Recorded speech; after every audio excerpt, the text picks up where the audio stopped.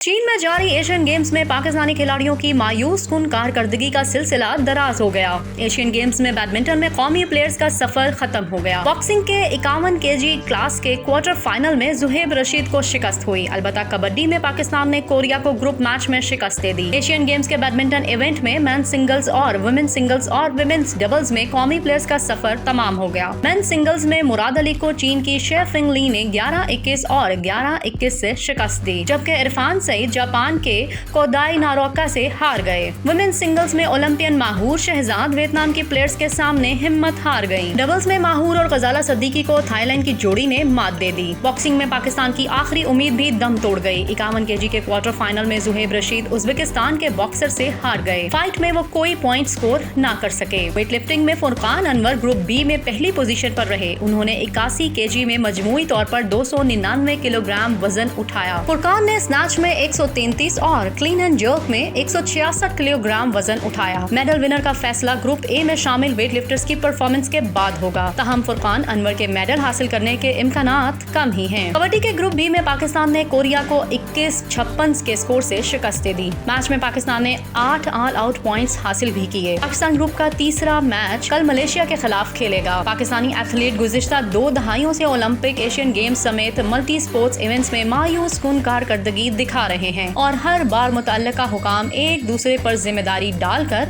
बच जाते हैं। देखना है इस मर्तबा भी ऐसा ही होगा या जिम्मेदारान इस मर्तबा भी ब्लेम गेम करके अपनी कुर्सी बचाने में कामयाब हो जाएंगे।